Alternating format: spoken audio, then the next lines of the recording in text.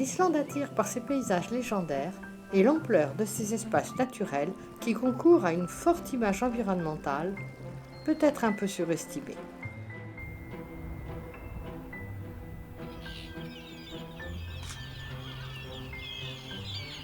C'est une île dont la bande côtière est un haut lieu d'accueil des oiseaux pour la période de reproduction de mi-juin à fin juillet.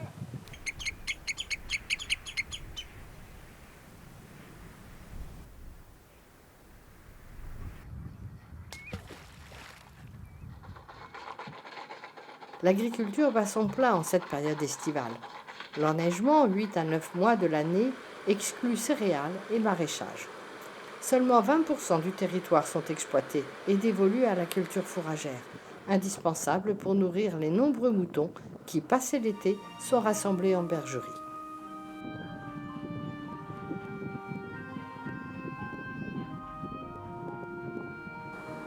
C'est aussi sur cette partie de l'île que la présence humaine est la plus dense, soit dans l'agglomération de Reykjavik, soit dans des villages. Mais le plus souvent, les Islandais construisent en pleine nature. Quand quelques constructions ancestrales se fondaient dans l'environnement, l'éparpillement des édifications récentes transforme progressivement le paysage.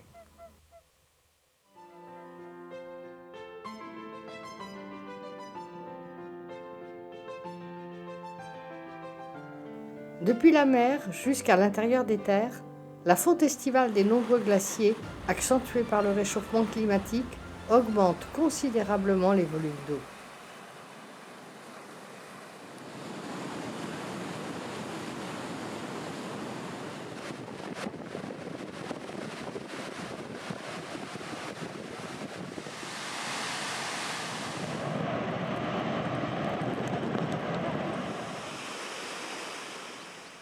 Un peu plus à l'intérieur des terres, le climat plus rude limite la végétation à une toundra dont les couleurs varient au gré des altitudes et des saisons et qui laisse la roche à nu dès que les pentes ne retiennent plus les terres.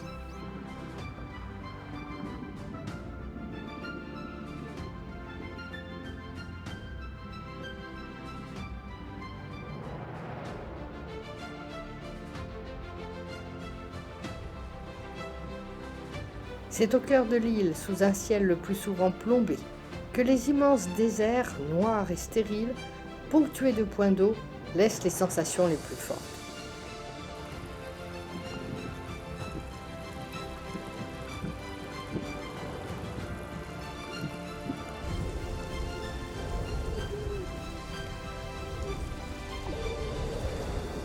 L'Islande s'inscrit dans les principes du libre accès à la nature, spécifiques aux pays d'Europe du Nord. En principe, tout un chacun peut parcourir et profiter des espaces naturels considérés comme un bien public.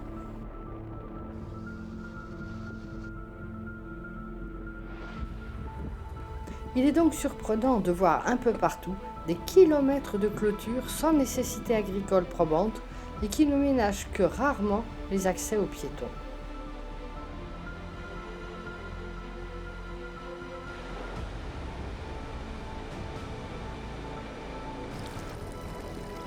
La chasse à la baleine, aux phoques, aux renards arctiques, aux rennes et même aux oies, macareux et lagopèdes reste autorisée, y compris pendant la période de reproduction.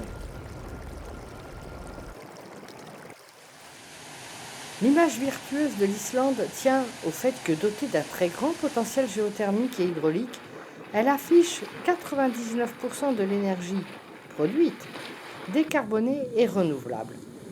Cette énergie peu coûteuse et abondante a généré une politique d'accueil des entreprises les plus consommatrices d'énergie, comme la production d'aluminium et les data centers. Certes, seulement 20% de l'énergie consommée provient du pétrole, mais les Islandais en consomment beaucoup pour les déplacements, dont une grande partie se fait par avion, une importante flotte de bateaux de pêche industriels, l'importation de presque la totalité des produits de consommation courante. Cette forte consommation, ramenée au faible nombre d'habitants, fait des Islandais de gros émetteurs européens de CO2 par tête d'habitant. Mais c'est la gestion des déchets qui laisse le plus perplexe. très peu de tri sélectif. Certains déchets peu encombrants et valorisables sont exportés. Et les autres sont soit enfouis, soit pour les plus gros, laissés sur place sans protection.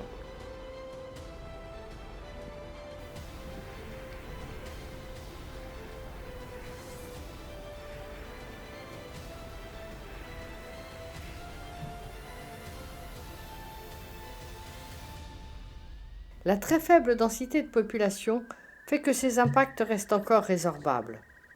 De plus, depuis une vingtaine d'années, les Islandais étendent les réserves naturelles, investissent dans la recherche en captation de carbone et dans les véhicules à hydrogène, favorisent la production de fruits et légumes, limitent les quotas de pêche.